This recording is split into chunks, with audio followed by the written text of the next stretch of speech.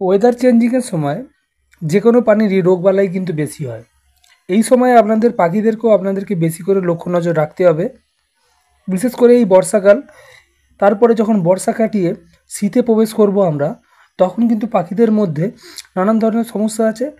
এবং এই জিনিসটাকে আপনাদেরকে লক্ষ্য রাখতে হবে এই কারণেই, কারণ যদি আপনার পাখি যদি ওই সময় অসুস্থ হয়ে যায় এবং আপনার পাখিকে যদি অ্যান্টিবায়োটিক ইউজ করতে হয়, তাহলে কিন্তু আপনার পাখি থেকে সামনের ব্রিডিং সিজনেতে ভালো রেজাল্ট আপনারা পাবেন না। আপনাদেরকে কিছু ঘরোয়া টোটকা ব্যবহার করতে হবে যাতে পাখিগুলো সহজে রোগগ্রস্ত না হয়। এবং সেই ঘরোয়া টোটকাগুলো যখনই আপনারা পাখিদেরকে প্রোভাইড করবেন বা খেতে দেবেন, তখন পাখিদের ইমিউনিটি পাওয়ারটা অনেকটা বাড়বে।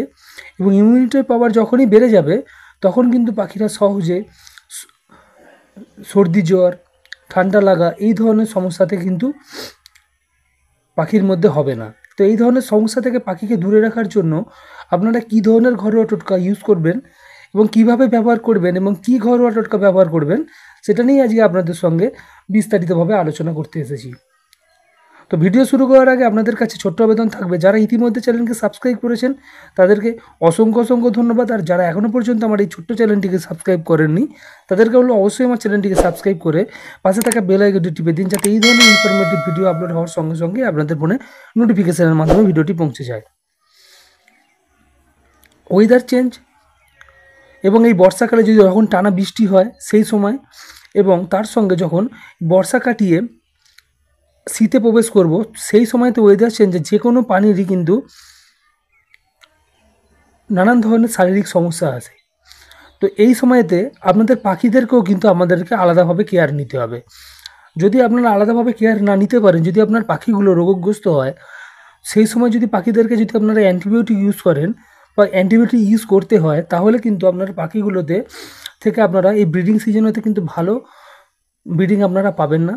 কারণ হচ্ছে অ্যান্টিবায়োটিক ইউজ করলে পাখির মধ্যে অনেক ধরনের সমস্যা আসে। সবথেকে বড় যে সমস্যা হচ্ছে মেল পাখির ইনফার্টাইল ইস্যু চলে আসে, এই ধরনের সমস্যা হয়। তো সেই জন্য পাখিগুলোকে আপনাদেরকে আগে থেকেই ঠিক করে রাখতে হবে, এগুলো যাতে সুস্থ সবল থাকে, পাখির মধ্যে না কোনো ধরনের সমস্যা না আসে, পাখির মধ্যে কোনো ধরনের রোগ না আসে। সেই জন্য আপনাদেরকে কী করতে হবে, পাখির ইমিউনিটি পাওয়ারটাকে বাড়িয়ে রাখতে হবে। বিশেষ করে ওয়েদার চেঞ্জ, যখন বর্ষাকালেতে বৃষ্টি চলবে টানা, বা যখন শীতের আমরা প্রবেশ করব সেই সময়তে। তো আপনাদেরকে এই সময়তে কী করতে হবে, কয়েকটা ঘরোয়া টোটকা নিয়ে আজকে আপনাদের সঙ্গে আলোচনা করছি। 500 ml মতো জল নেবেন, তাতে আপনারা 10 থেকে 12টা তুলসী পাতা দেবেন এবং তার সঙ্গে 4 থেকে 5টা নিম পাতা দেবেন। দিয়ে ওই জলটিকে আপনারা 10 থেকে 15 মিনিট ফোটাবেন এবং এই তুলসী এবং নিমের একটি লিকার তৈরি করবেন। লিকার তৈরি করে ওই লিকারটিকে আপনারা কী করবেন, পাখিকে যখন জল প্রোভাইড করবেন, আপনারা অমনি প্লেন জলের সঙ্গে ওই জলটিকে হাফ পরিমাণ, মানে হচ্ছে যদি আপনারা 100 ml জল পাখিকে খেতে দেন, তাহলে আপনারা ওর সঙ্গে আপনারা 50 ml প্লেন জল দেবেন এবং 50 ml ওই জলটি, যে জলটি তৈরি করলেন, ওই জলটি দিয়ে পাখিদেরকে প্রোভাইড করবেন।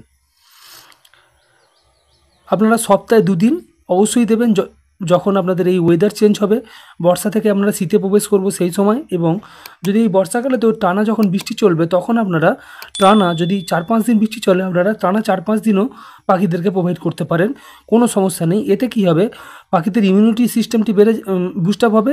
ইমিউনিটি পাওয়ার বাড়ার সঙ্গে সঙ্গে পাখিদের যে হঠাৎ করে ঠান্ডা লেগে যায়, বিশেষ করে বাজিঘর পাখির ক্ষেত্রে যে সমস্যাটি হয়, যে পাখি হঠাৎ করে ঠান্ডা লেগে যায়, লাভবার্ডেরও হয়, ককাটেলও, সব পাখিরই হয়।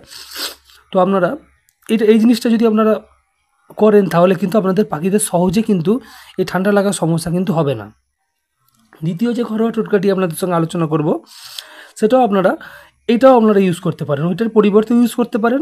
বর্ষাকাল চলবে বা ওয়েদার চেঞ্জ হবে, যদি আপনারা সপ্তাহে 2 দিন এটা দেন, এটা একদিন দিলেন, ওটা একদিন দিলেন, এইভাবেও আপনারা দিতে পারেন।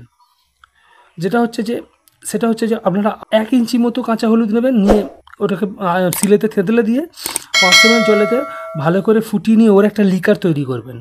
ভালো করে ফুটিয়ে নিয়ে ওই যে লিকারটি হবে, সেমভাবে আপনারা কি করবেন, যখন জল আপনারা পাখিদেরকে দেবেন, তখন এই ক্ষেত্রে একটু পরিমাণটা আলাদা হবে। 30% দেবেন হচ্ছে এই যে লিকারটি আছে কাঁচা হলুদের ওই লিকারটি, এবং 70% দেবেন হচ্ছে আপনার প্লেন জল দিয়ে পাখিদেরকে প্রোভাইড করবেন।